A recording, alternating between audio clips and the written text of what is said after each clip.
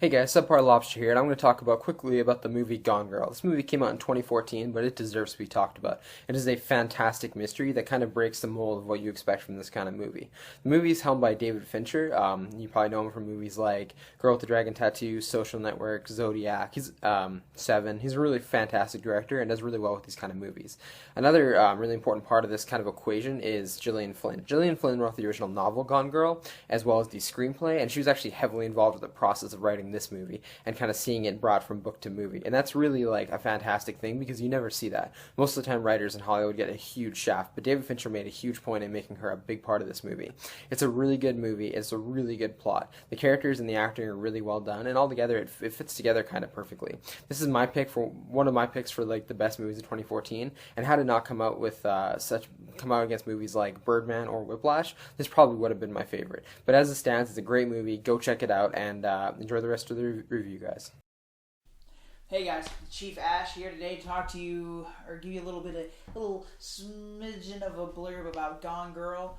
I, for one, have waited all this time and not have ever seen it until this very day, just till now. I've never seen it, and apparently I'm one of the only people in the world that didn't have the twist spoiled to me, so I got to live through that and have that great majesty upon me. But it's one of those things. It's about a movie. It's a movie where dude's wife gets kidnapped and he's trying to figure out who she is, and then you're like, oh, you're supposed to be questioning yourself whether or not the husband, did it himself. He killed her. Somebody else did it, and until about halfway through when the twist happens, and I'm not going to say it even though my cohorts might, but the twist happens and everything's supposed to turn on its head and stuff like that.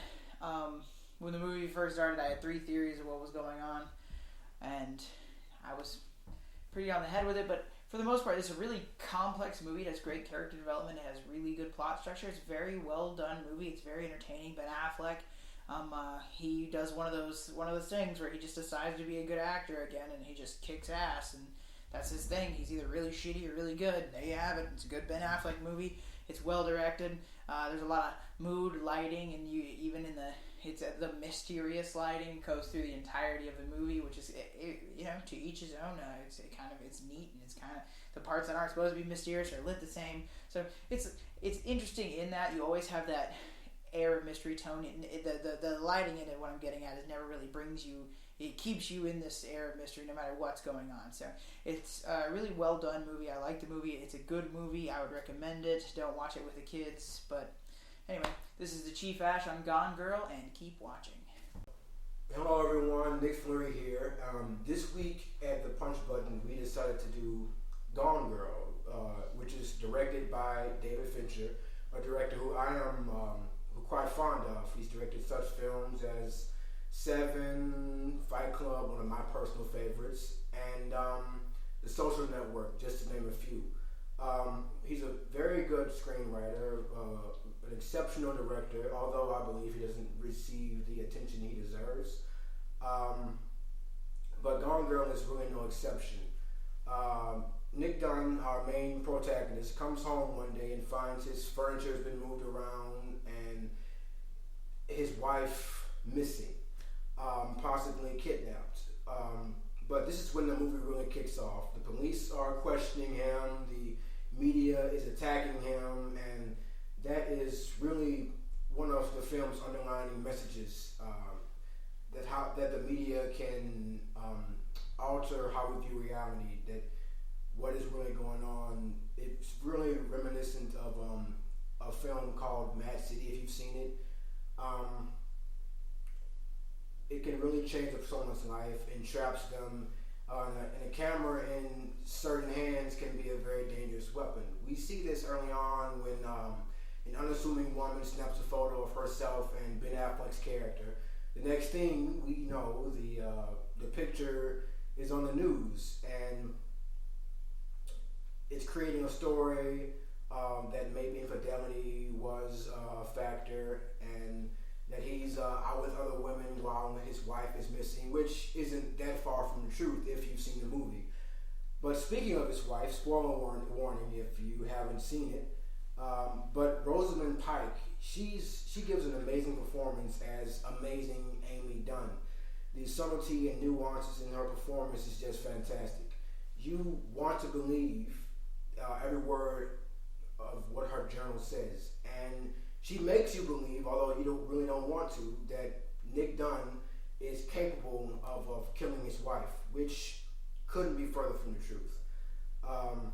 Nick Dunn isn't really capable of doing something like this, in my opinion. We see this early on in the movie. He's very calm. He does have a bit of a temper, but it's not raging. But toward the end of the film, we may come up in our own minds that in the future he may be capable of killing her, maybe after the events of the film ended. Toward the middle of the film, you find out that on the morning of her abduction or murder, he wanted a divorce. The movie does a great job at displaying both sides, Amy and Nick. While Nick is watching certain news reports and expressing his emotions toward it, Amy is on the other side expressing her opinion and how she feels.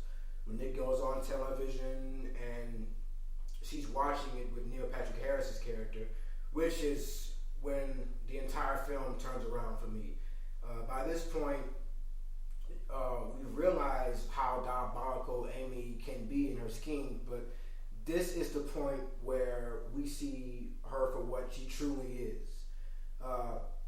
She comes home, and after once again manipulating another man's life, at this point maybe going too far, everything is clear to Nick, his lawyer, the detective, and his sister, but the rest of the world only knows what we see on TV. They have no idea how ruthless Amy is, how controlling she is, how evil she is, and how evil she can be, and that she's just ruling Nick's life.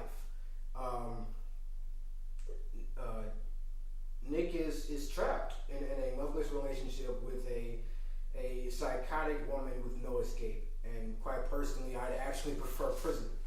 I highly recommend Gone Girl. It's a few years old, but it's a film to add to your collection. It's a really, really great movie, well directed, and despite its gloomy ending and overall gloomy feel to it, it's really worth the watch. It's been Nick Flurry's review of Gone Girl.